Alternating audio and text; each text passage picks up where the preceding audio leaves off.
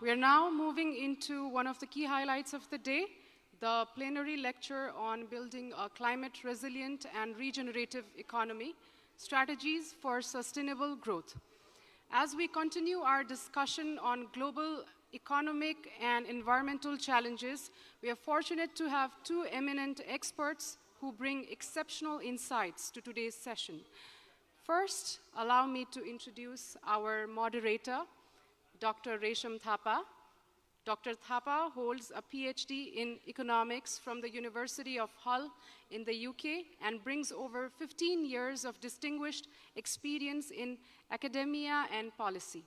He has served as the member secretary to the Prime Minister's Economic Advisory Council in Nepal, with research spanning environmental economics, climate change, and international trade. Dr. Thapa's expertise, particularly in CGE modeling and navigating the trade-offs of green growth, makes him a highly regarded authority in these fields. Please join me in giving a warm welcome to Dr. Resham Thapa as he leads us through today's important session.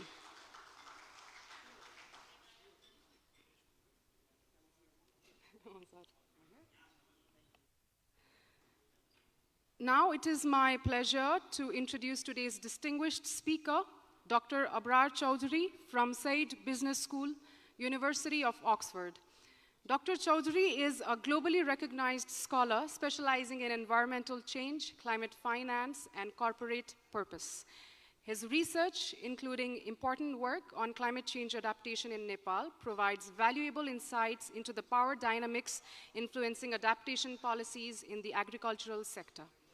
Currently affiliated with Oxford's Environmental Change Institute and a British Academy Fellow, Dr. Chaudhary's work critically examines the role of climate finance mechanisms, such as the Green Climate Fund, and the impact of emerging technologies in shaping climate action across developing regions.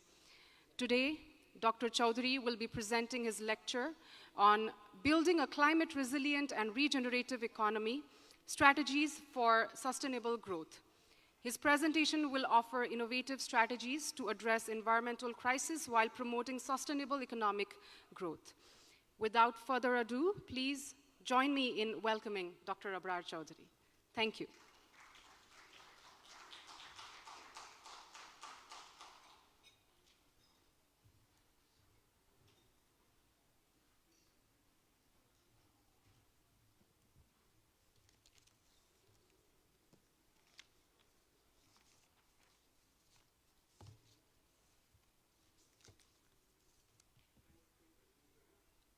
Good afternoon, everyone. We are almost there. My role is just introducing Abrar, and if a couple of queries and questions at last, and then picking it and just facilitating to reach Abrar's reach only. In that sense, I'll be consuming less minutes, as less as possible, and try to allocate more time for our invited keynote speaker, Dr. Abrar Chaudhary. Before starting his formal write-up here, some few informal lines I do have how we approach Abrar. Long back, must be 2010 to 12, we worked in South Asian climate scenarios because we talked already, right? This global IPCC report never recognized South Asia separately. That was the selling point from a team of researchers from Oxford, including Abrar and Ariala. We should not forget another name, Ariala, professor there, and one of the supervisors of Abrar. And we worked together across South Asia regarding this South Asian climate scenarios. And right from that day, I was impressed the way these people were working, the way the semi-formally these people used to work, and the depth of the knowledge they used to delve into. And I was quite impressed, and later as I was pursuing my PhD in England, then we met again a couple of times in Oxford Scenarios program and conferences that these guys knows more than me about Nepal.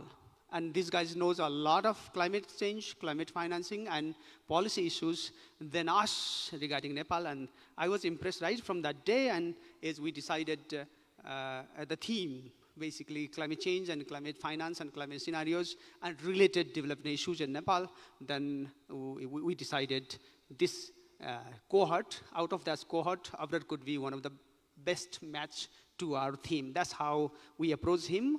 And thank you, Abrar, for accepting our proposal, and all the way from England, Oxford, to here, coming and accepting our proposal and coming all the way. Then let me introduce him formally in his profile. I'm trying to be brief in 2 paragraphs only.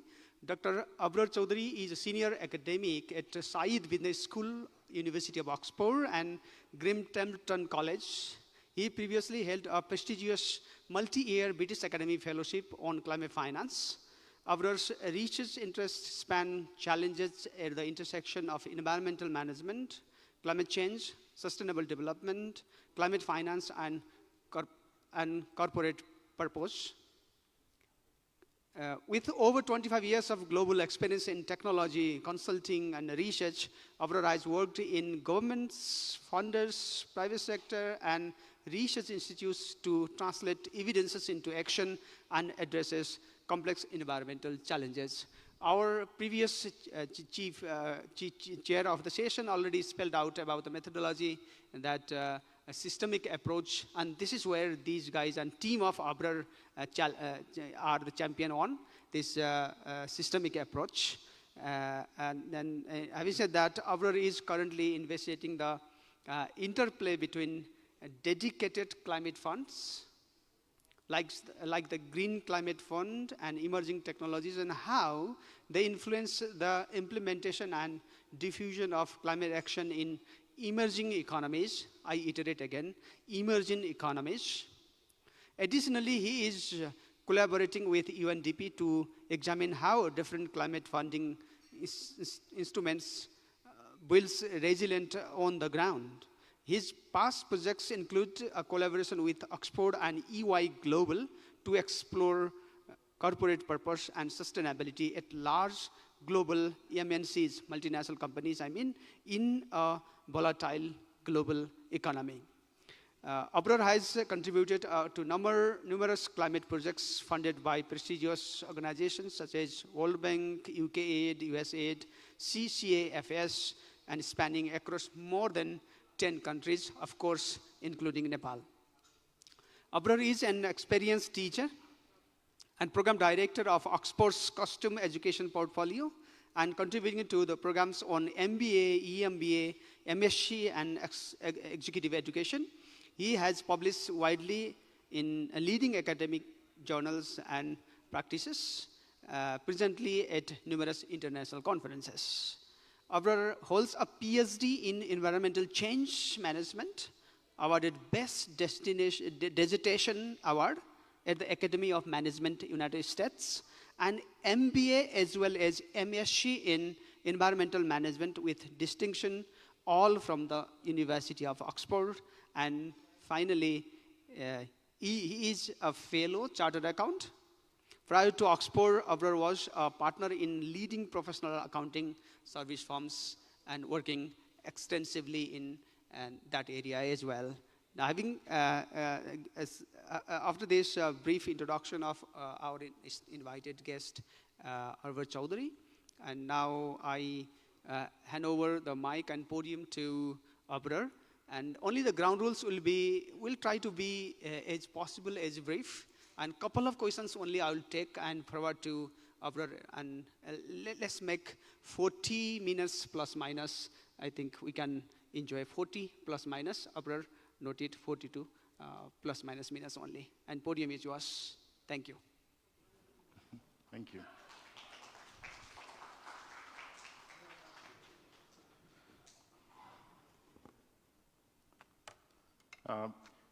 Can everyone hear me? Perfect. Thank you. Well, thank you, Resham. Thank you, Naveen, and thank you to Tribune University for inviting me. It's a real pleasure to be standing here, an opportunity to speak to all of you.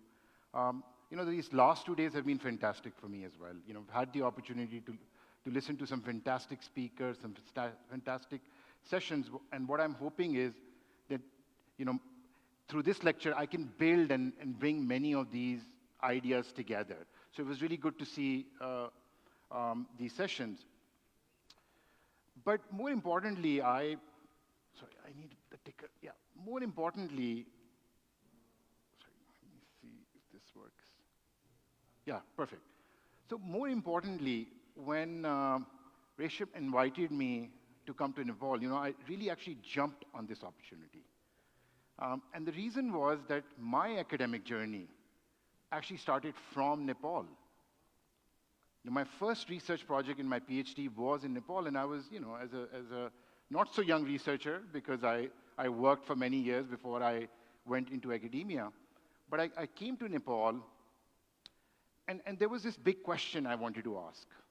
Because whenever we talk about climate change, and to your point, now we call it climate emergency or a planetary crisis, coming from South Asia, what I saw was that we've been seeing impacts of climate change. We have monsoons every year. We have floods that come every year. But what I saw was a lack of inaction. That often we don't see a response. We're very good at a reactive response, but we're not very good at a proactive response. So I decided that the best way to learn is actually go on ground. And my supervisor was an anthropologist. So I went to him and I said, you know what, I really want to learn about climate change. How do I learn about climate change? And he said, Abrar, there's only one way to learn about climate change, is to actually go on ground where actually climate meets the people and planet. Because you have to observe it.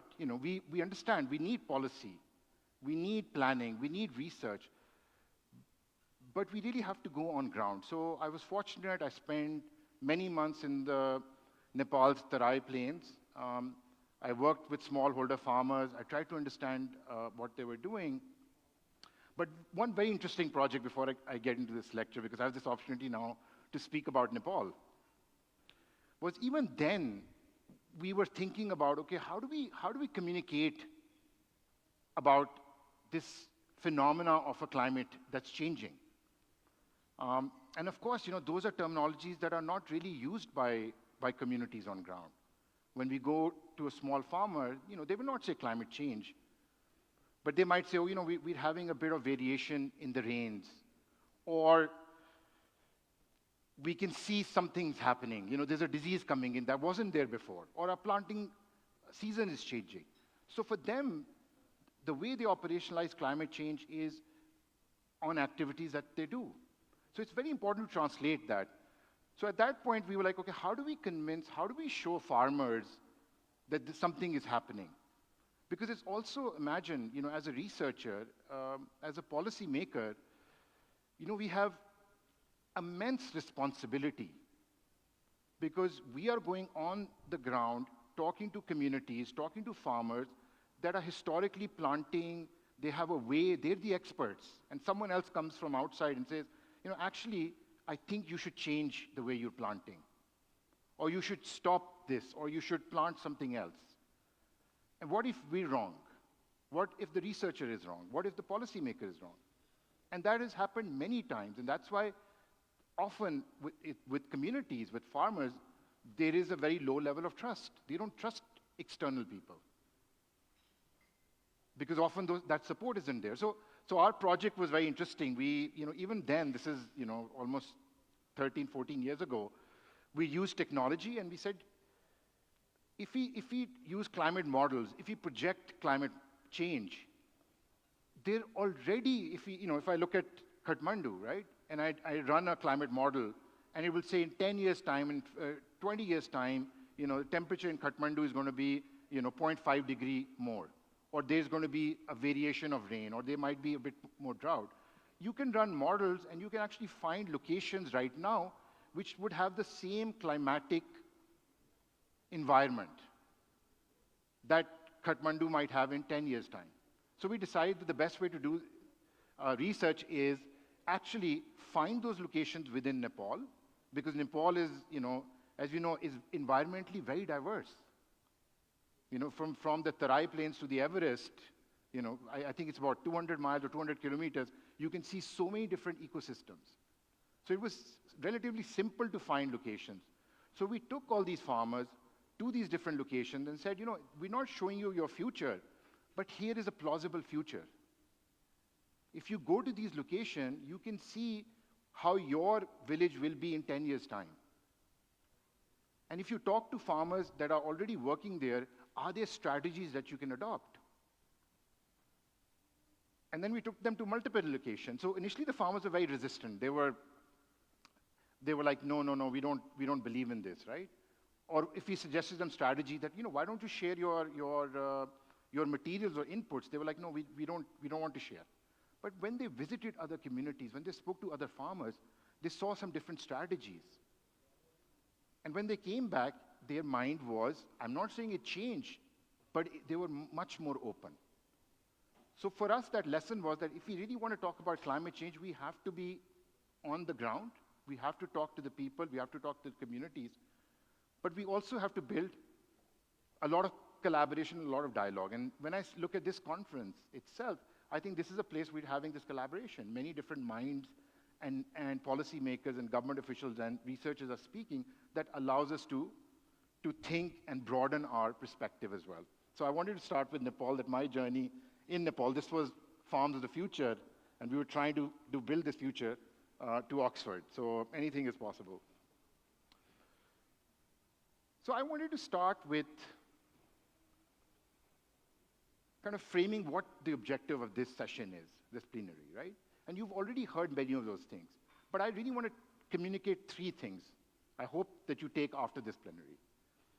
One element is that, I think it was an undertone in all the sessions that there is a tension between sustainability and growth. Like, we want to grow, but it comes at some cost, or there are some challenges. It seems that the two are not compatible, and that's why we say sustainable growth. So I want to talk a little bit on the tension of sustainable growth. The second element I want to talk about is just going a little bit forward and saying, okay, what are the approaches to build sustainable development? How do we go from a linear economy to a regenerative economy? What would that look like? And then finally, I want to offer some examples and a way forward. Like, how can we approach that? And I'll bring examples from Nepal, but I do want, at this stage, you've heard a lot about Nepal, right? And a lot from experts that are much more capable, who have much more knowledge than I have about Nepal. So I don't want to spend too much time just talking about Nepal. I want you to step out and look at slightly the bigger picture that I can offer. So I use this image because, Nepal is a mountaineering place, right? We're surrounded by mountains. And here, you can see that, for anyone who does rock climbing, this is the piton. You use a piton. And this is an old picture, but for people who rock climb, for them, mountains are the most precious asset that they want to preserve. But if you keep climbing, this is for your safety, you have to hammer this in. And lots of these mountaineers started to see that actually their safety, their love, what they wanted to do, was destroying the very mountain they wanted to climb. So every time you made a hole in this. And this really, ladies and gentlemen, is what we call is this dilemma, right? That at one point, we want sustainability. We want a sustainable planet. We don't want to harm the mountain. But on the other side, we want to keep climbing. We want to keep growing. We want more mountaineers to come in. We generate income. So how do you balance this dilemma? So we are, this is an economics conference, and I'm not an economist, but I did want to use, Milton Friedman, who won a Nobel Prize in economics. And when this question was posed to him, like, how do we balance these two? He came back with this very clear answer. He said, what? There is one and only one social purpose of a business, and we might take it to a country, is to use its resources and engage in activities designed to increase its profits. That we should focus, because this is what an organization is set up to do. So focus on growing, and of course, don't cheat. Make sure there's social welfare. Make sure you're paying your taxes. Don't do anything illegal, but you should focus on what you're good at. That's what economics also tells us, focus on your competitive advantage. And so what has happened based on this phenomena? This is a long-term graph of GDP, and you can start to see that when the Industrial Revolution started to come in, our GDP started to grow. When we started to understand the concept of business and how businesses can actually generate money, we've done actually very, very well. We've taken Milton Friedman's lessons, and we've grown the global economy to 140 trillion dollars. So we've done a great job. But we're also seeing, when we see this growth, right, we can see that this growth is linear, right? And what it shows is that in another 10 years, 20 years, our economic system is built to just keep going up, right? Keep growing. We've successfully done it over the last 100 years, so what would stop us?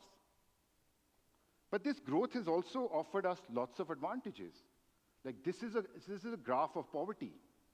And you can see South Asia as well, and you can see the world as well, that from 60% poverty rate, we've actually come down to 15, and that's a tremendous effort, a collective effort, to imagine the millions, actually billions of people that we've taken out from extreme poverty, who are doing well, who are middle class, who are sitting here, our ancestors probably,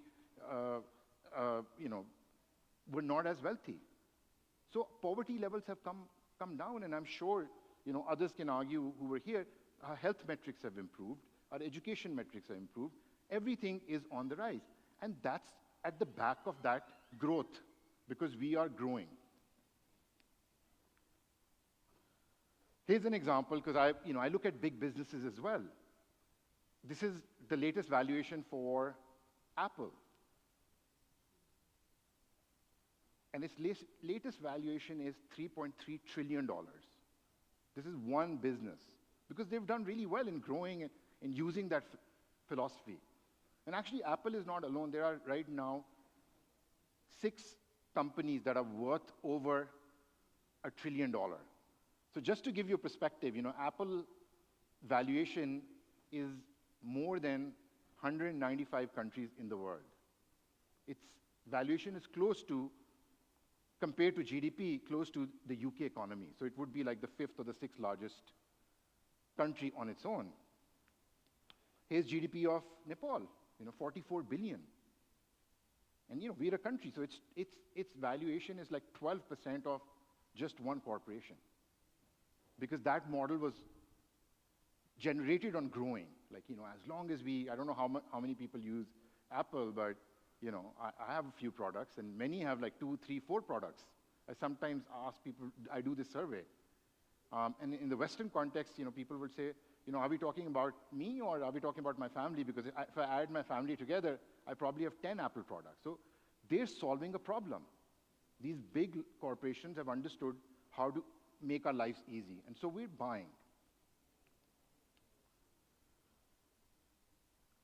But there's a very basic underlying assumption here in this growth model. And Schumacher was a wonderful economist back, I think, in the 60s or 70s, and he wrote this book called Small is Beautiful. And he said the underlying assumption in our growth model right now is that we have solved the challenge of production, that we can continue to produce. And we have those factories. You go to a factory in China that is Apple's factory, and you'll see a fantastic production line.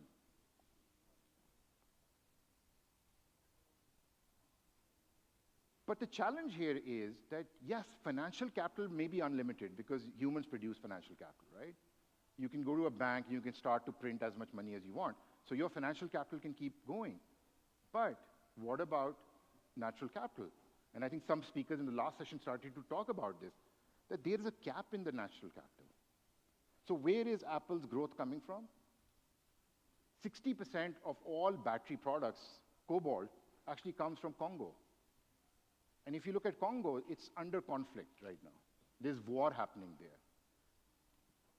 There's a lot of environmental degradation happening here. These are like the way cobalt is mined. So there's a lot of ethical and environmental challenges attached to that growth. This is the graph, and I think we saw the biodiversity, but if we again compare, this is like from the 1970s, we can see our global GDP grow up. But what we're also seeing is that the raw material extraction is also going up. So all the growth that we're seeing coming from these global economies, from this growth, is backed by raw material extraction. We're consuming the natural capital. We're selling our natural capital, and so we're growing. Of course, our ecological footprint has gone up because we've consumed so much. Our forest covers have gone down. Our biodiversity has gone down by 70%. So all this growth is coming actually at a cost of biodiversity, ecological raw material, and this ecological footprint. Here are colleagues actually that have been working on these planetary boundaries. So Johann Rockström, he's based in Germany, and his colleagues actually have been tracking the world to see what's happening in this world. And they've created this planetary boundary concept. And what they're saying is that we as humans have already breached 5 of the critical boundaries out of the 9 boundaries that protect our environment, right? That protect this very, very sensitive planet. We've already breached the biosphere integrity. We've already breached our freshwater reserves. We've already have chemical flow. We're already like breaching the climate change element. So climate change is one element of the planetary boundary. The only thing actually we've done very well in is the ozone layer. We've actually to somehow close the ozone layer. So you'll start to see that the atmospheric ozone, or the stratospheric ozone layer has actually gone back. So what this shows us, this breach, that actually as society, as humans, if we put our minds together, we can solve this problem. It's not impossible. When ozone layer came together, we all came together and we found a way forward. So we are reaching, we've already actually not reaching these planetary boundaries, we've actually breached those planetary boundaries. And if you have time, you can actually look at Rockström's work. He does a lot of work on tipping points. And he said, all of this planet is actually connected. So when you breach one boundary, it has an impact on something else. So ice melt in the North Pole actually impacts the currents. And that actually changes the whole dynamic. So these are very, very critical elements. So what are we seeing? If, as economists, we're saying actually the time for linear growth is finished. It's coming to an end. And you will see a growth like this. This is time, and we're stabilizing. Or maybe now we'll start to go down because we will no longer have those resources. So it's a different model. This is what the economic model will look like. And this is what the realities we have to work in. But yet, our world is highly dependent on coal. Like, despite all those challenges, despite the technologies there, the solar, hydro, and we heard a lot about, Nepal's focus on hydro, but you'll still see that, coal and gas dominate our energy systems. So it will take time to decouple, right? It's not easy to switch from this thing, even though we've known what's been happening. And that's why energy systems are key. They're the most emitting sector in the world. 2/3 or 3/4 of all emissions actually come from energy. And this is, we're talking about global energy. And I think what's also important is for Nepal to think, how are they moving forward in their energy system? And I did look at some of the facts for Nepal as well, because I wanted to see what's happening. And this is not electricity, this is energy use. And what we're seeing is, if you look at the mix here, I think it's not very clear, But 67% of the energy in Nepal is coming from biofuel and waste burning. That surprised me. But it was basically agriculture, waste burn, or timber, or wood, which means many people are disconnected in that energy system. Although Nepal has a very, very low emission, like it's 0.1% globally, but its rate of emission from 1990 to 2020 has doubled. So the question is, what will it look like in 10 years' time or 20 years' time? And I think that's important consideration to think about in terms of how Nepal is going to develop in its sustainable push. But at the same time, I think this is what the last session was, right? We heard about the impacts of climate change. We're already seeing those impacts, right?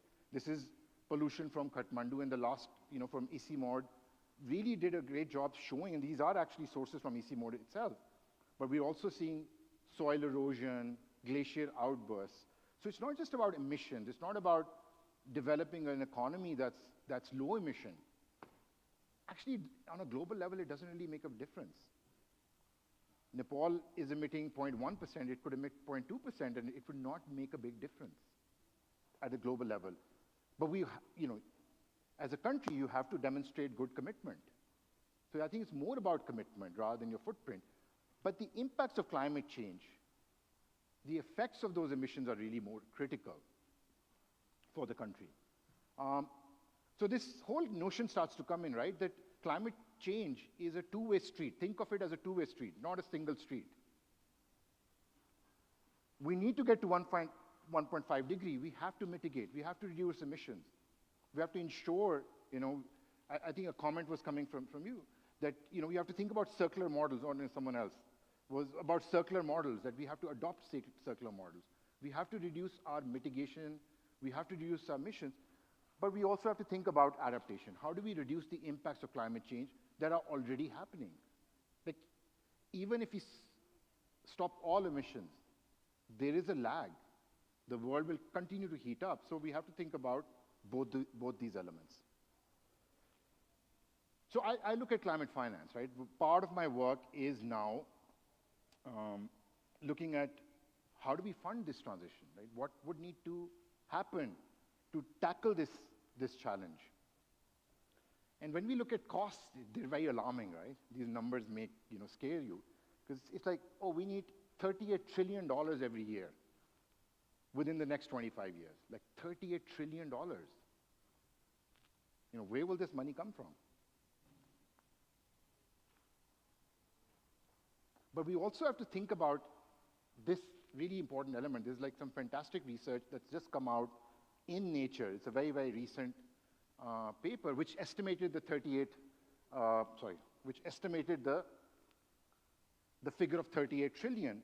But what they specified, what we already know, but I think now we have data to back this up, is that when you look at the cumulative national emissions, right? We look at which country is emitting the most. And of course, the US, China, most of the developing countries are emitting the most. Actually, when you look at the change of their income, they're actually benefiting a lot. They're growing. The countries that emit the least, their income is actually dropping. So when we talk about Nepal, for example, we say, oh, we emit only 0.1%. Actually, our incomes are dropping because of that lack of emission, because we're not using so much natural resource. We're not just burning coal and oil and timber and trees. So that actually is counterintuitive. It's actually a negative impact. Same with national GDPs. Countries with higher GDPs actually are doing relatively well. Countries with lower GDP are going to be suffer in terms of emissions. So then this region becomes really challenging for us, right? Because we are generally per capita low emitting region.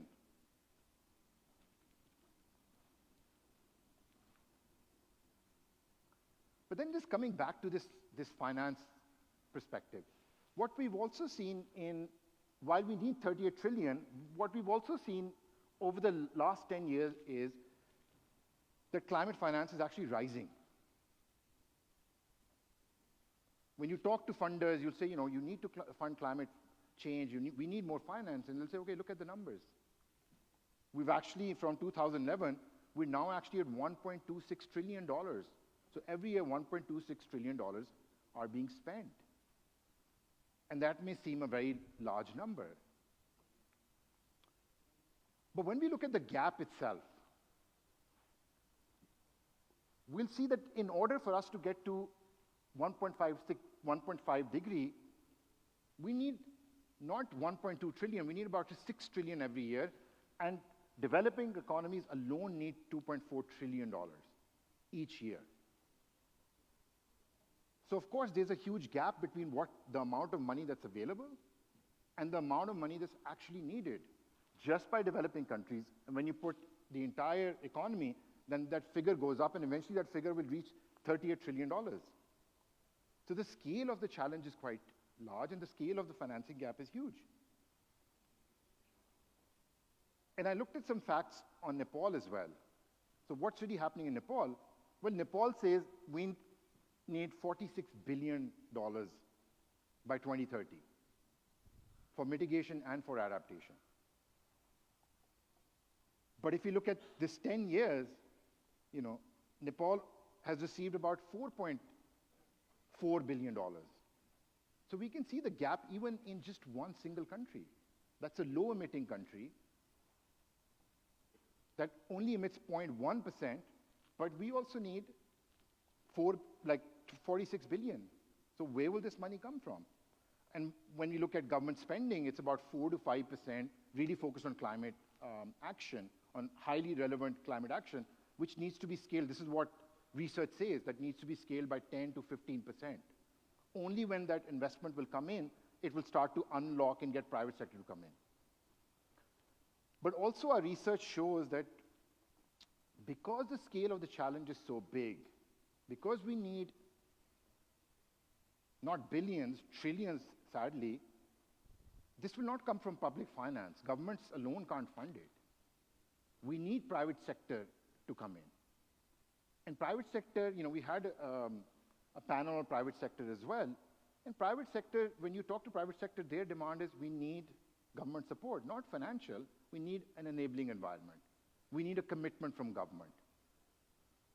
So I think these two actors go hand in hand. We need private sector and government to work together, because only when government invests in climate change does it give confidence to the private sector to come in. And we're seeing a lot of that happen in other developed economies. For example, US, they have this Inflation Reduction Act that gave tax credits to private sector, and suddenly the investment in clean energy has gone up. But it was the lever that the government pulled. So we have to think about these two elements together. But is climate finance enough? Is 1.3 trillion enough? And you'll see here from a research perspective that actually just in 2022, government spent 2.2 trillion on military. Our fossil fuel subsidies, like most countries actually offer fossil fuel subsidies. They incentivize their consumers to actually use oil by giving them a cheaper price than what they buy. So they're spending $7 trillion, the global economy, on just giving subsidies. COVID response, when we had COVID, the world came together and they just spent money. They didn't care at that point. We spent, 11 trillion. So we can also see that just removing the fossil fuel subsidy, you can actually start funding. You don't need anything. You could start funding climate change action. It's that simple, but do the countries have willingness, the political will? Like COVID, if everyone came together and said, no, we have to deal with climate change on the same footing as COVID, we can generate money. So the point here is there is enough money around there. It's not a lack of money. Even though the figure is in trillions, that money is available. Now the question is, can that money be deployed? Do we have the willingness and the political will and this collective approach for dealing with this problem. The other thing that we're seeing in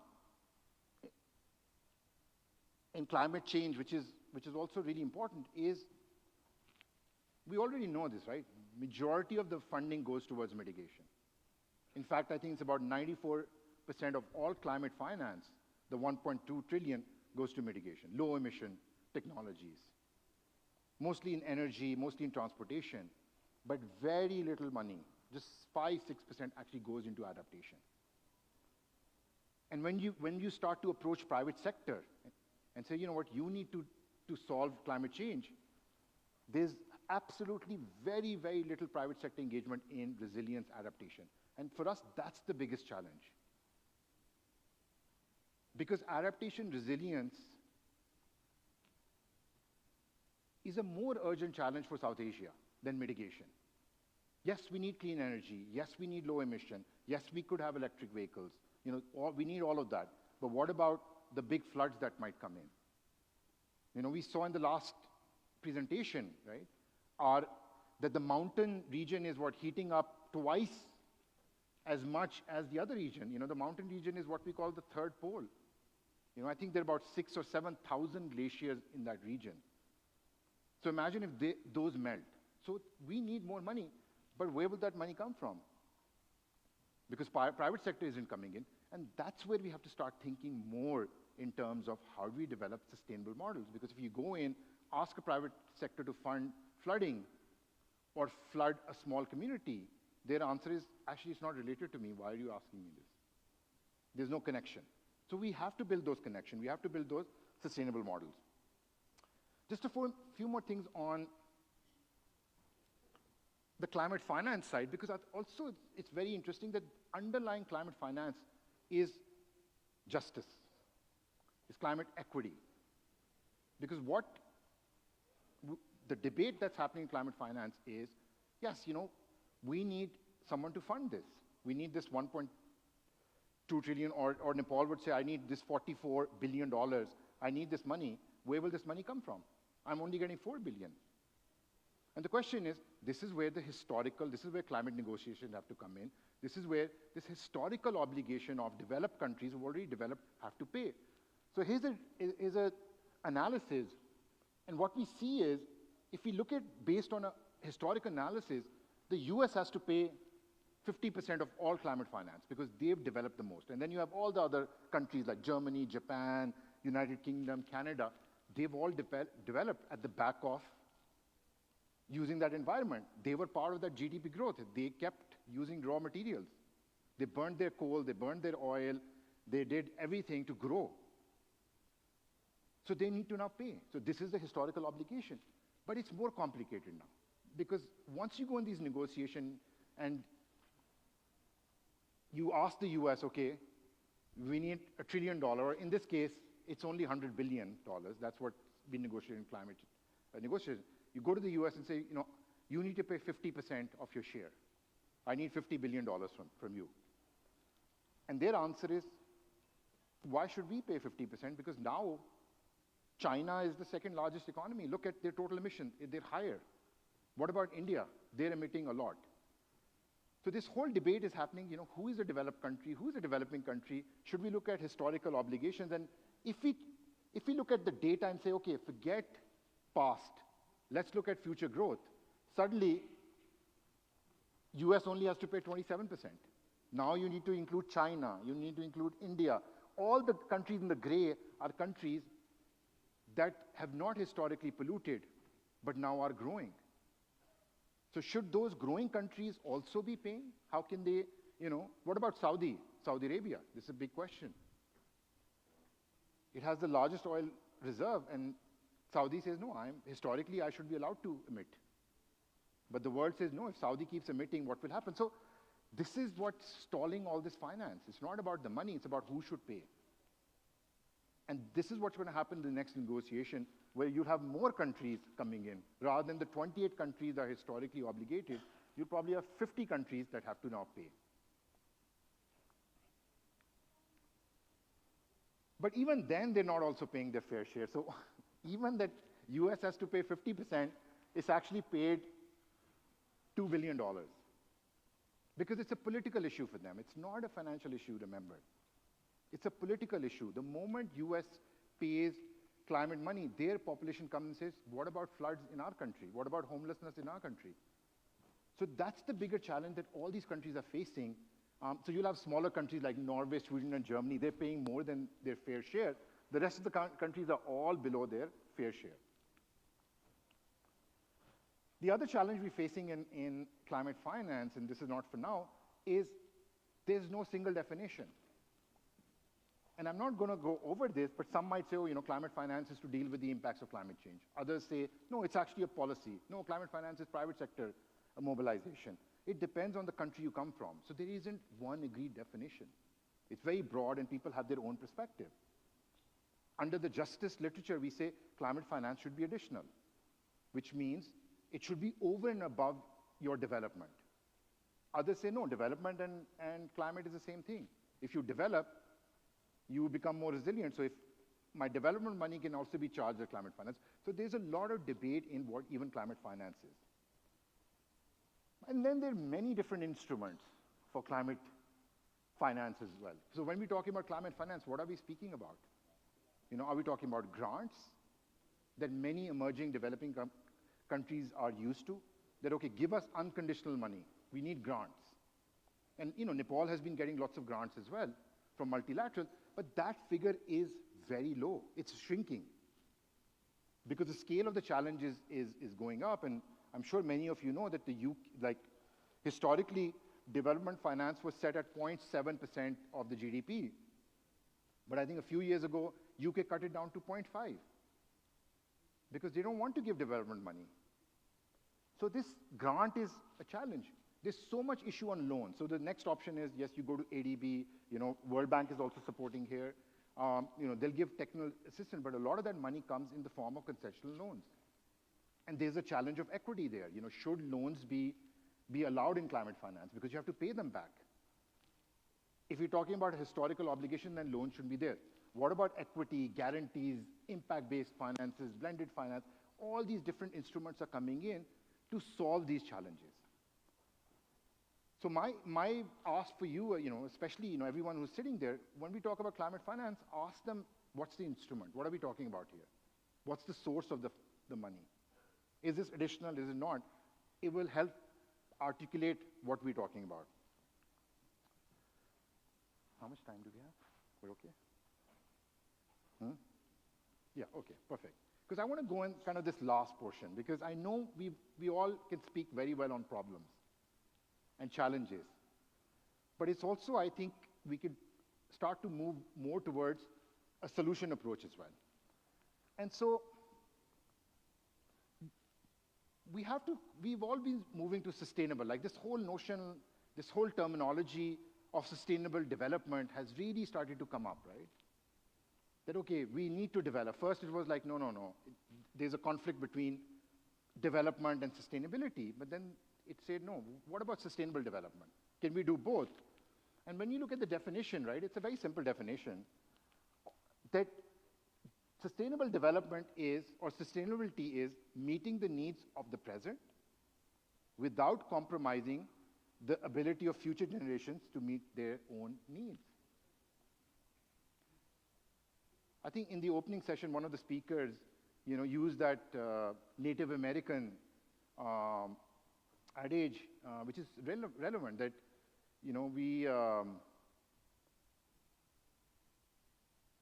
we don't inherit this earth, we borrow it from our children. So the question here is, for sustainable development, we have to meet the needs of the present generation.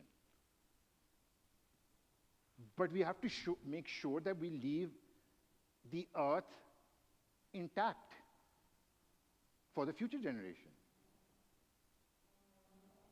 But if countries are asked to sacrifice and say, no, you have to slow down your development, you can't emit, it will affect your present generation.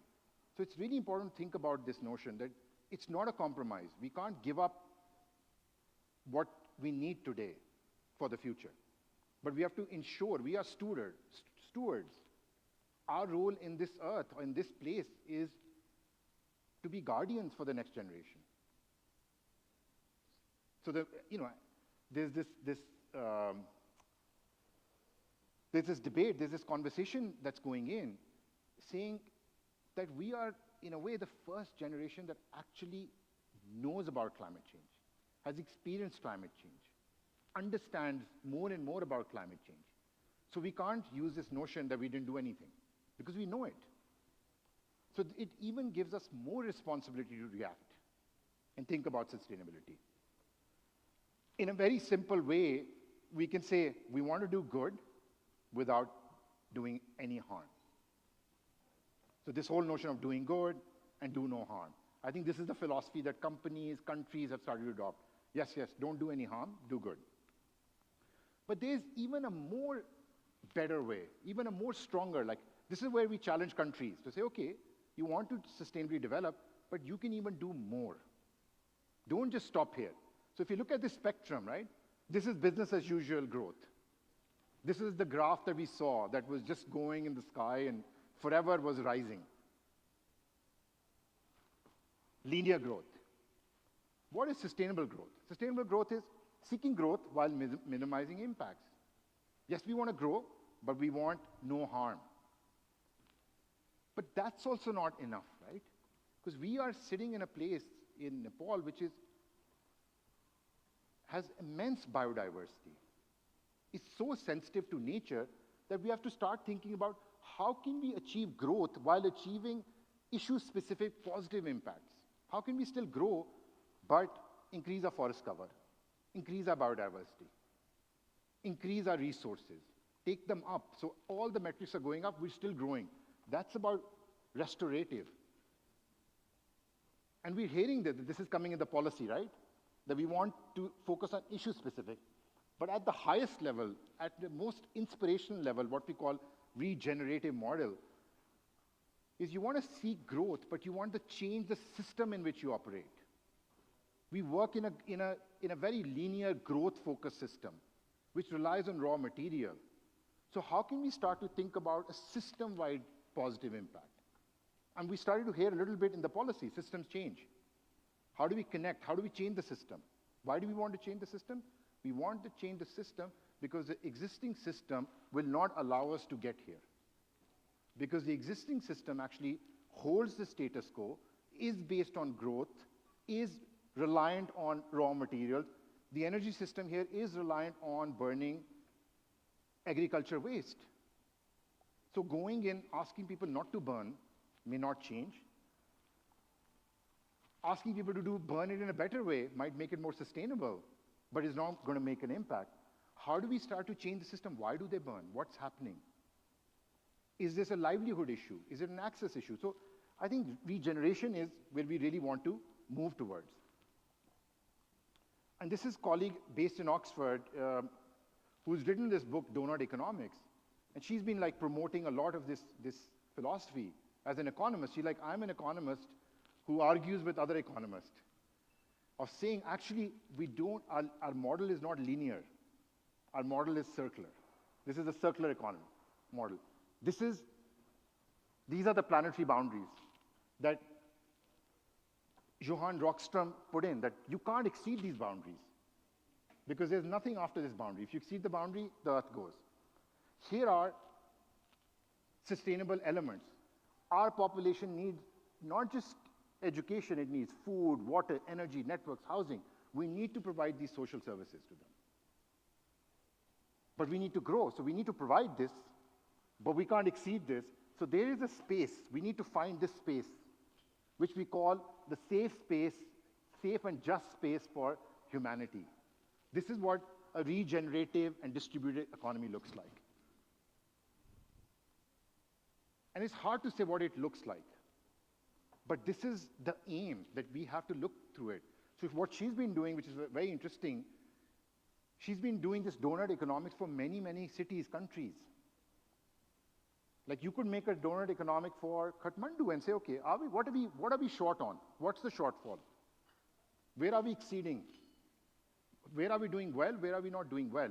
So it gives you another frame to look at how we can build a regenerative economy. So I would highly encourage, she has some fantastic work on Donut Economics, Donut Lab. She has some TED Talks as well. Do listen to her talk, and she makes a lot of sense. So I quickly want to go in this last segment. We have 5 minutes. Okay, I'll go quick. I want to give you like just these 5 quick ways forward. A lot of this research, this is based on empirical research we've been carrying out. A lot of this research is based on large corporations, not just countries. And I'm comfortable sharing this here because, as I said, Apple is a $3 trillion company. It's bigger than 190 countries. So what Apple is doing, what other large companies are doing, I think we can also understand and learn not just the positive, but also what to counter. So 5 ways to think about it. Number 1, we have to have an aspirational economic purpose. Very clear, and I was, in the last session I was reading, I wrote it down as well, that our purpose, in a way we say, is prosperous Nepal and happy Nepali. But what's important is one has to dissect this and say, what does it actually mean? What does a happy Nepali mean? Does a happy Nepali mean when he has all the resources? He has good housing, good education? So you have to have a very clear aspirational purpose, and large companies and businesses do that really well. You ask anyone in a large organization, what's your purpose? They can define it because they've operationalized it. They've put those metrics in. The second is leverage your core capabilities. Third is build partnerships and collaboration. Fourth is measure and track. And fifth is take a long-term view. And I'll very quickly go over this. Like I looked at many countries, right? And, sorry. Like there are 2 ways of defining your purpose, because I think it's very important that we, and Nepal as a nation, has a collective approach. We've been hearing in these sessions as well that, sometimes it's fragmented. People have different ways of thinking. Especially there are many young people sitting here. So it's very important to have like a very clear economic purpose. And, we have leadership, so leadership has to lead this. It's very important. You can make any aspiration. We call this your reason of living, reason of being. So you can make any aspiration and say, this is what I want. This is what I want Nepal to look like. Or you can go back and say, I want to go in the history of Nepal, and I want to see what we're good at. What does Nepal stand for? What is our soft power? What is our advantage over the rest of the world? And so you can look in your DNA, or you can make your own plan. And many countries have started to, it's not perfect. And I use some example of South Asia, but they started to think about, okay, what we want to develop a diversified, innovative nation, or we want an ecologically sound and peace. So everyone has their own element into it. Some says we want city and nature. Some says, we want industrial sector to rule. So we have to think about what is Nepal's advantage. So question for everyone here is, what key aspiration goals Nepal wants to achieve beyond just economic growth? What do you want to solve for? What would a happy Nepali look like? I just picked it up from your development that there's rural resilience, there's hydropower potential. We heard a lot about those specific elements, but I think it's important to bring them together and say, how do these elements add to what Nepal's vision is? The second important thing is very, very critical, and I think often countries miss this, is you have to leverage your core capabilities. What are the core capabilities of this country? What is the core capability of Nepal? What are you good at? UAE, of course, is an energy market country. So they started to say, how do we use our energy, our oil, to transition to green energy? Because oil is going to finish. We have to move. So they're thinking about financial instruments. So they're trying to build a UAE of tomorrow, but using their oil expertise. I looked at Estonia. They're the country that's going very digital. So they decided our core capability is electric vehicles. We want to set up electric vehicles for the world. So I think the question here for Nepal is, what core national capability Nepal has and wants to build to achieve its aspirational goal? So it has to connect back to your vision. If you are saying hydro is an area you all want to develop, what will development of hydro help you achieve with your goals? Is it prosperity? Is it happiness? how will that money flow to the community as well? So I think all those things need to come in. I looked at Nepal's export, right? And you can see, when you want to build your core capabilities, you have to start identifying the sectors you already export. This is what Nepal is already doing. How can you make it better? How can you expand this? How can you scale this? And I think that's the question you have to think about. Like, what things within this existing sector, these are your core capabilities, can be scaled? We have to build collaboration, right? This is something that cannot be done on its own. It's not something that countries can do, because there's a lot of expertise out there. You know, we have the World Bank helping here. We spoke about the Green Climate Fund. There's the Asian Development Bank. There are many entities. So if we want to scale, you have to think, who should be in this room? So the question here is, who else needs to be involved within and beyond Nepal to achieve the goal? What is the role of the private sector? How do we make them central to what we're doing? Because these are key actors. We have to measure and track, very important. I think one thing in my research when I came here, I realized that Nepal was tracking many things. We had the LAPA, the NAPA. I know there was work happening on budget coding as well. I don't know what the progress is. But it's very important to measure and track progress, because then you can see what's happening. So the question here is, you know, what are the metrics that Nepal will measure to track success of its outcomes? What are the outcomes that you are looking? So you connect it back to the outcomes. And then finally, I think this was already in the plan as well that we saw, you have to take a long-term view. This is not a short-term approach. This is a long-term, inclusive, equitable approach. So the question you have to think about when you're building this, how will Nepal bring its entire population along its journey? It's not a policy thing. If you're thinking about a happy Nepali, I would assume that they have all information. They understand what the country is doing. They understand what the goals are. So I think it's all about communication. It's also ensuring that you don't leave certain segments behind. I think there were lots of questions happening on justice, on financial inclusion, on women, on rural communities. So how do you ensure that everyone is going together? It's not just a certain segment. And I think that is critical for sustainable development. I'm not going to go into systems approach, but I want to just close with quick three examples that I think would be very useful to see. One is this Ethiopian Agriculture Transformation Agency. I had a long interview with this agency, and it was fascinating for me. This one single agency within 10 years was able to add 0.75% to the GDP of Ethiopia. I think about 600 or 700 million, one agency. So I asked them, how did you do this? What happened? And they said, you know what, actually, we created an entity that was only meant to focus on transformation in the agriculture sector. Because you don't need new things. They're just gaps in the market. You need some agency that's connecting the dots, that's looking at all the different actors. Public sector focuses on their policies. Private sector focuses on what they're doing. Communities look at what they're focused on. Who is looking at the whole picture? And they realized there's a missing agency. So they put this agency together, and all it did was get all these different actors to collaborate. We talk about collaboration. Collaboration is not easy.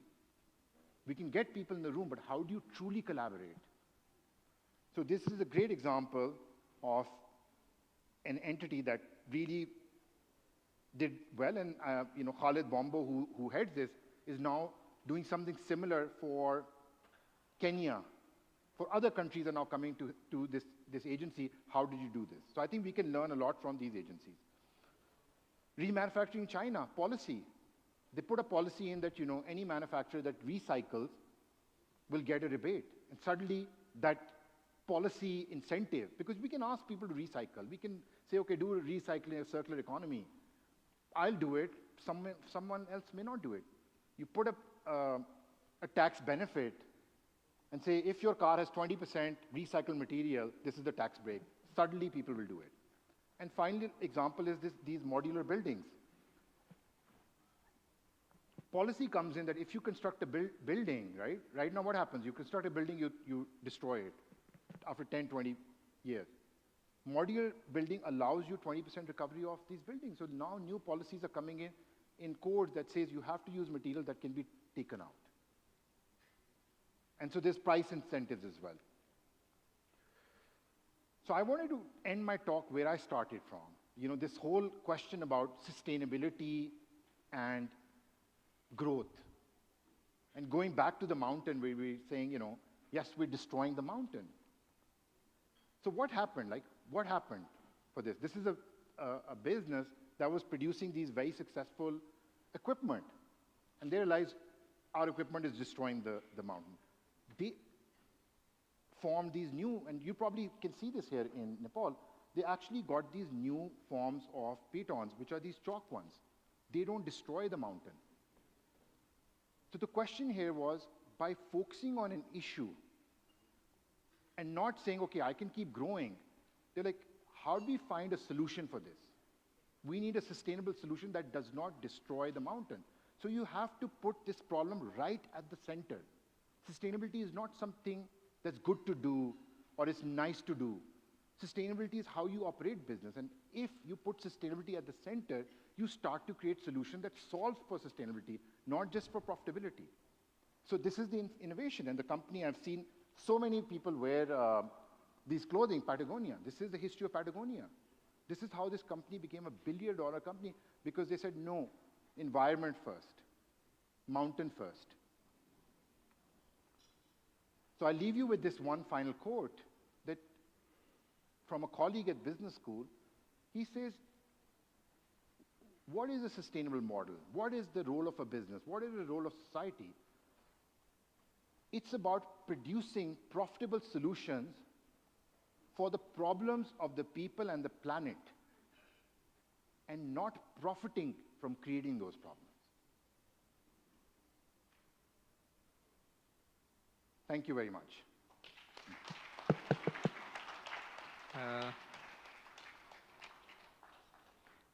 Thank you, Abrar, for illuminating presentation. Let's take a seat, please.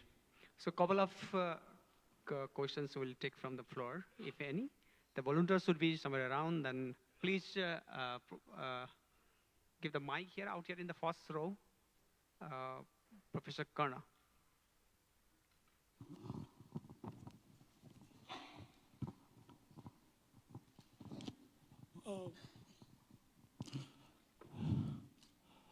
Dr. Abrar,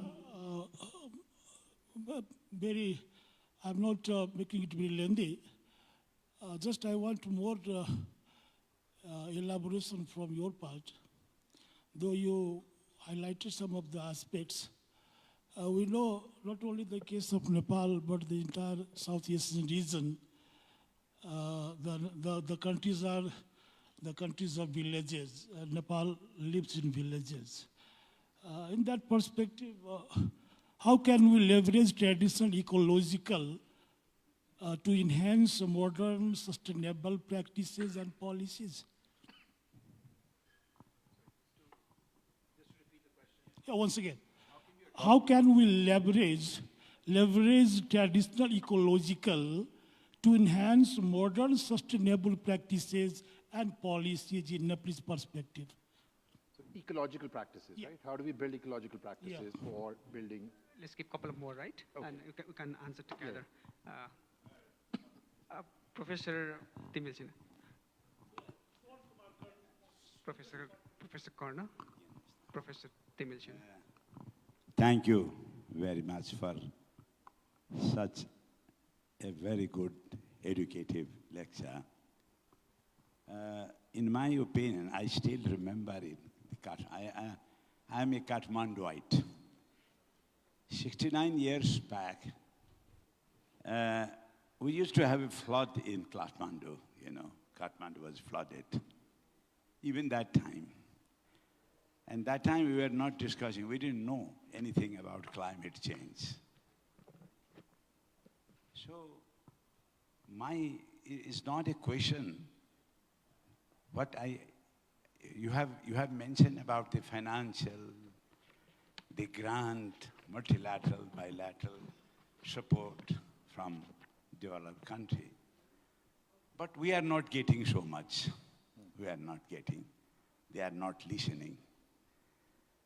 To my mind, at the end, you try to mention that it should be a population or the people base.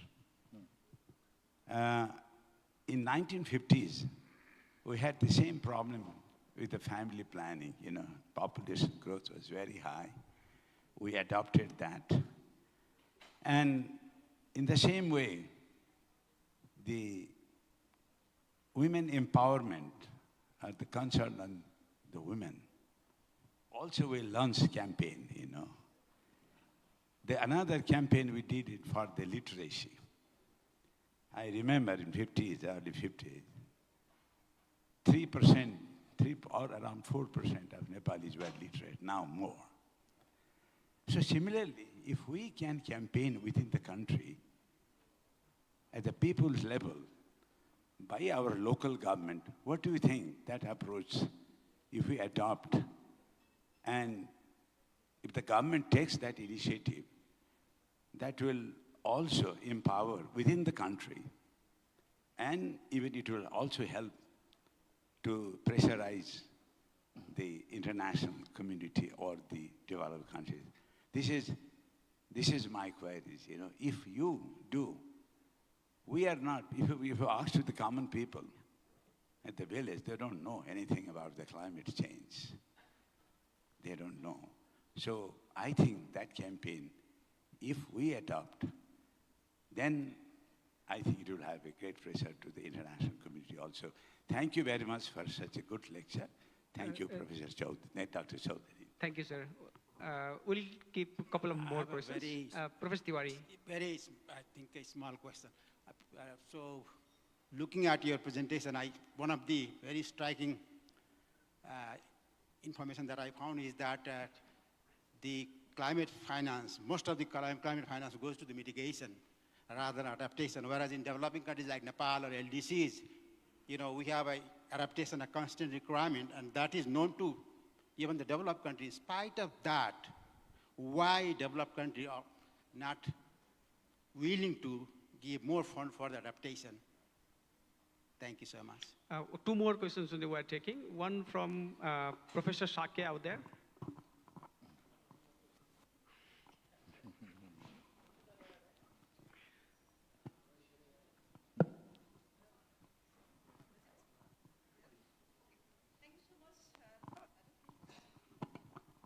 Hello, yes, thank you so much.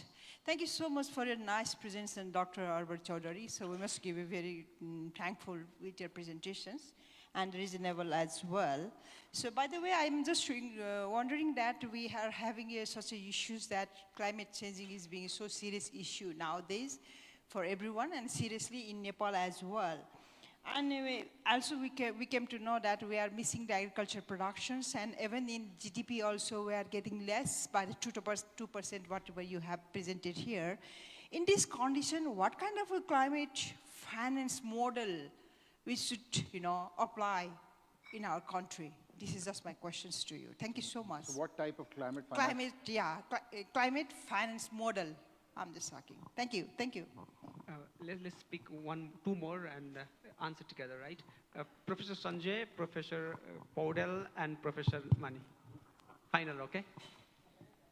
Yeah, thank you, Dr. Abrar, for your very nice illuminating presentation. I have a small concern regarding this nature of the problem is considered as the global problem, but we need to have local solutions for this, all the environmental problems, the literature says.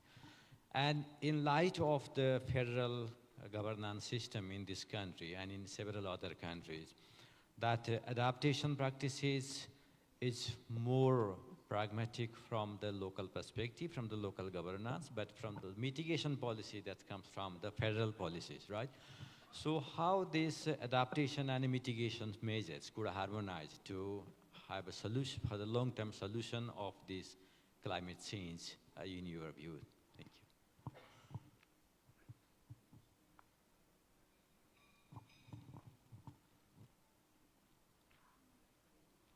You can't be loud, sir. You can't be louder with our mic.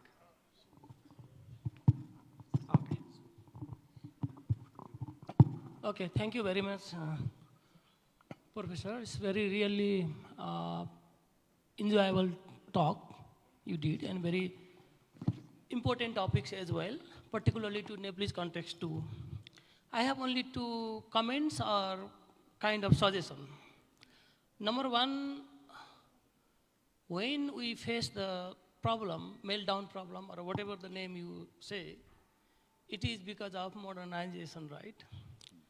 Until when we use the consumption pattern, we had the consumption pattern based on the local and indigenous product, we didn't have that kind of problem. Still, Nepal is maintaining more or less compared to so many other countries, but we are facing the problem globally as part of the globalizations and all these things, right?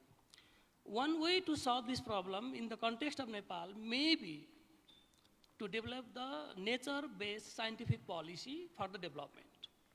And equally, the financing part also should be done like that. If you go for emission production per capita, we have less than 0.5 megaton per year, something like that. But you were talking about the Qatar or UAE, they have more than 40 plus megaton per capita per year. That means whoever produce more emission, they should be penalized to us.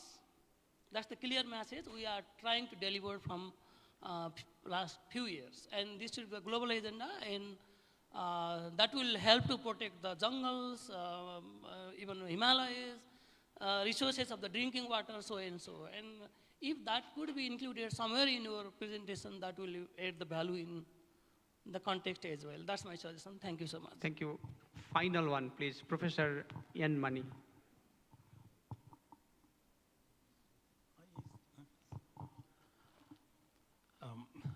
Try to be brief, please. Yeah.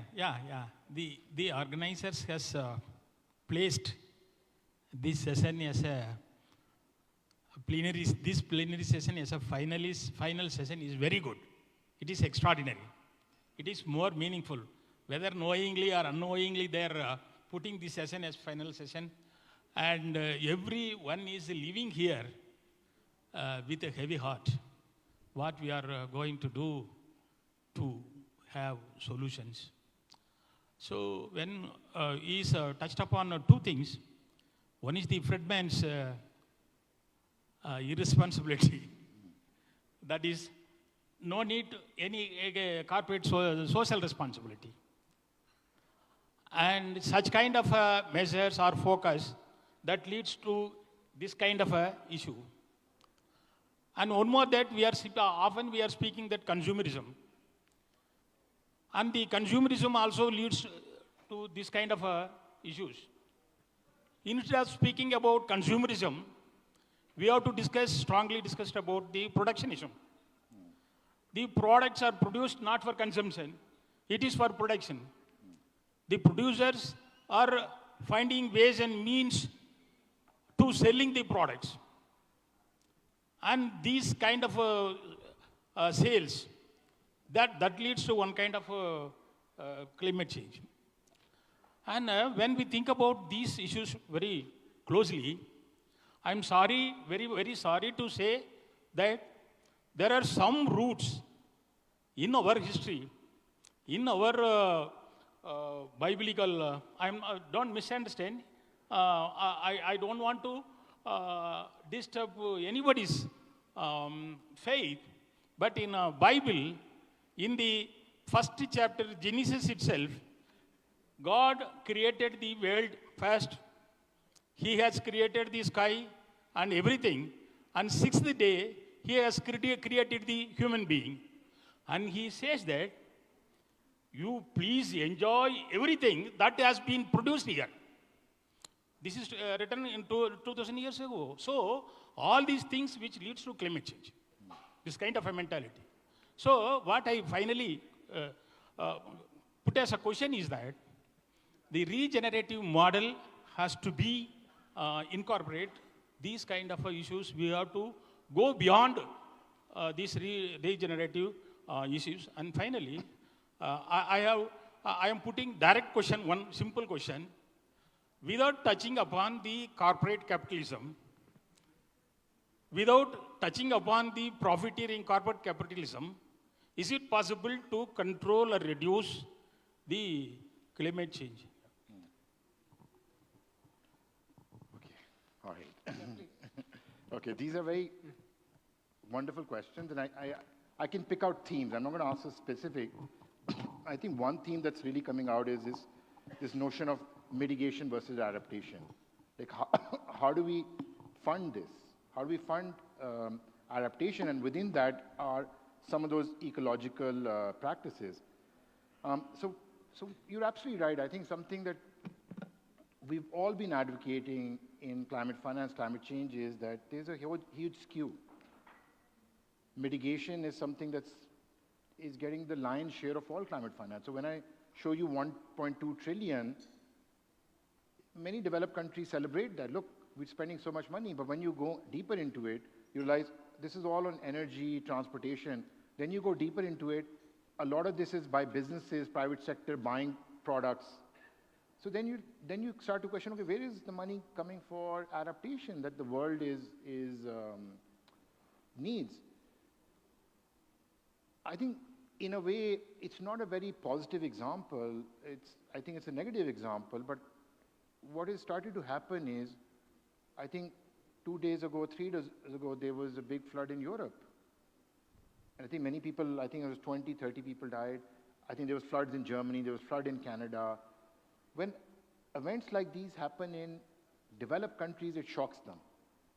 Because they're like, our infrastructure is perfect, it can't happen. So suddenly this language of adaptation has started to make in countries that never spoke about adaptation. They only spoke about climate change, energy, mitigation, carbon price. For them, climate change was carbon, only carbon. And I think that shift is happening because now adaptation is becoming more important. I think Green Climate Fund is making an effort, World Bank, many multilaterals now specifically focus on adaptation. The problem or the challenge with adaptation is that we are still looking at adaptation through our conventional growth model. So everyone says, what's the business case out of adaptation? There is no business case out of adaptation because we're not trying to look at profitability. So then we have to think of different metrics because not every challenge of adaptation, if I'm saying there's a problem with my water supply or water is depleting, you can't always make a business case out of it. And I think we've so far been trying to prove that. We've all been trying to find a business case. So that's why the money for adaptation is going low. So I think two things are what we're hoping are going to happen. One is that the world is now waking up to adaptation, so they're open to finding other models for funding adaptation. Impact-based adaptation, blended finance. What we're also seeing is, like, I think that question, I'll club that question in, that how do you fund, what can governments do? What we're also seeing is that private sector traditionally was not coming into adaptation. My argument to private sector is, it's your problem. Your supply chain is being disrupted. When a farmer, crops go under flood, actually who's buying the product? Yes, we buy product to eat, but you're also buying it for your products. So if it's not your problem, whose problem is this? So now you have to secure your supply chain. So it's also about language. So with businesses, I never speak adaptation, I say supply chain risk. Because they understand supply chain risk. They understand risk. So you say climate is just another business risk for you. And so businesses start to say, okay, yes, it's a problem. I need to invest in securing my supply chain. So it's also about language, also about communication. It's also about thinking about those things. So I think businesses are rising. I think one good thing that's happening globally is that new regulations are coming in, these sustainability standards that are asking businesses to report on their risks. And I think by doing that, they have started to talk about it at least. Climate has gone up in their agenda. I took a slide out, but if you ask business what's the biggest threat, right now they'll say AI, but in 10 years, the top 5 risks are all climate related, resource related. So they understand this depletion. To this question on what can governments do, I think governments have a very, very important role, or the model of financing that we say is about de-risking. Private sector comes in And the reason why they don't invest in resilience or adaptation, or global funds don't come in or invest in Nepal or Kenya or these many emerging countries, because they say it's a high-risk country. I don't agree with that. They say it's high risk. I said, why is this high risk? Oh, political instability. Okay, so what does that mean? No, it's financial instability. Okay, what does that mean? Explain to me. So then, because they don't want to invest, or they're making reasons. So governments can play this role by investing in this sector and showing it's not high risk. Local private sector can invest in supply chain and climate adaptation and say, look, if I'm making money, why can't other people make money out of this? So it's about de-risking. This is what local entities, local governments can play, is demonstrate, de-risk, show the business case. Investors will come in. Investors come in, climate finance comes in because they're looking for opportunities. So if you demonstrate opportunities, they'll come. My final point, and I think this is just, I think it's very important, this is going back to core capabilities. I think Nepal has so much, it's close to my heart because as I said, this is where my PhD started. This is where I spent so much time talking to communities here. You have to think about what does Nepal have? Nepal has so much natural resources, right? It has so much biodiversity. It has so much natural capital that the world wants and wants to view. You know, when we go to, I take my students to farms in England, and there's only monocropping. There's not even any insect left there. You know, we used to drive cars in South Asia, I don't know if it happens here, there would be so many insects hitting your windscreen all the time. You go on a bike, there's insect. You go to England, there's no insect. They've killed all the biodiversity. So this is the places that preserve those biodiversity, and we should be charging them for this biodiversity. We should be showing them. So I think we have to take this proactive approach. If we wait for funding, if we wait for multilaterals, they're not coming. They'll give you some money, but think every country has this issue. We have to create solutions, we have to create products, we have to say, what does Nepal have to offer? And we have to go to them and say, this is what you have to pay us for, rather than we need money to do something. I think this is the approach that needs to happen, and money will come. Thank you, Abrar. A lively discussion, lively debate in this pertinent topic. Let me wrap up in 1 minute. Let me try to summarize what we talked, right, very briefly. I have come some of the notes, but I will try to be laconic again. The starting theme was we obeyed the short economies with height, we call it Milton Friedman, and we were trapped somewhere. And adaptation is not sufficient. Some of the example comes from our professor's Kathmandu flood to Europe flood. That's how mitigation is important now, and he reiterated that mitigation is important. Adaptation phase is almost done now.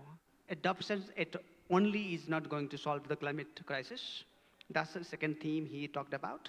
And third one was 38 trillion a year for 25 years is a meticulous calculation and is a scary number. And out of that, Nepal needs 46 billion annually, and we invest only 4.4 billion and a deficit of 41.6 billion. Another scary number, but nicely presented and well aware us. A lot of policymakers and all influential researchers and media people out here, that helped a lot. Then per the presentation, he highlighted the reluctance of private sector to indulge into the solution, or right solution of this climate crisis, and the commitment from the government side, and he nicely elaborated about it. And private sector commitment is kind of challenging, not only in developing countries, in all over the world. That's what I understood from his presentation. And later part, then we should pay. There are country level, not only industry level and individual household level, country level free ridings are there. Couple of countries' name is spelled out, right from oil producer to consumer as well. The free riding is happening, and that's where we have to correct and And some of the climate instruments are there, and he talked right from grants to blended finance, and each and every one makes sense for developing countries and for Nepal and most of the South Asian countries, I think. Then after he talked about redefined sustainable development, and the first, second, third, and fourth point. Third and fourth point were really illuminating, and that makes that completely resonates and resembles our theme, many of the presentations, ultimate past presentations, and a lot of papers. Then finally, and what we learned from his presentations, 5 takeaways for Nepal, and out of them, some good examples as well. And the final words, thank you everyone, thank you Abrar, and a lively debate from renowned Professor Sauter that really benefited us. Then final note would be, miles to go before we'll sleep. It already looks like late, but we are committed, borrowing YV, it's miles to go before we'll sleep, and miles to go before we'll sleep. Thank you, everyone.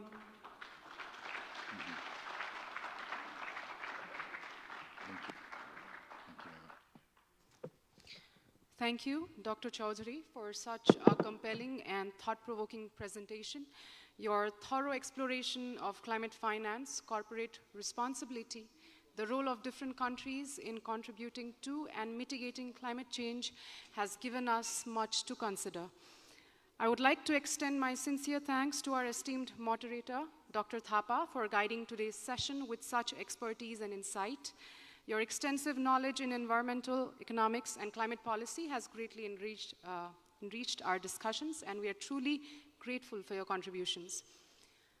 To express our heartfelt appreciation for your invaluable contributions today, I would now like to invite the Head of Department of CEDECON, Professor Dr. Ram Prasad Gyawali, to present token of appreciation to Dr. Abrar Chaudhary.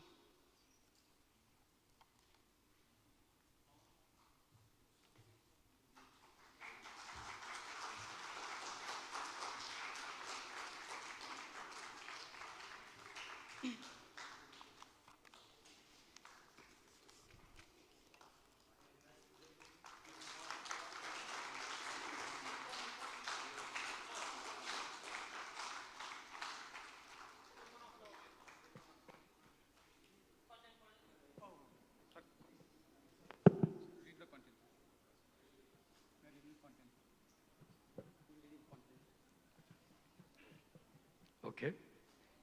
This token of appreciation is presented to Dr.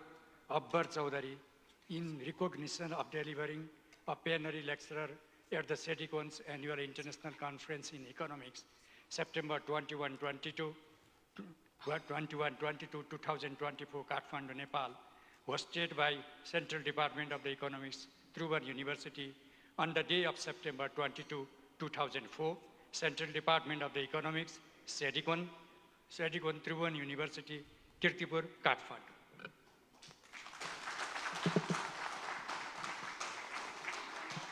I'll come here as well.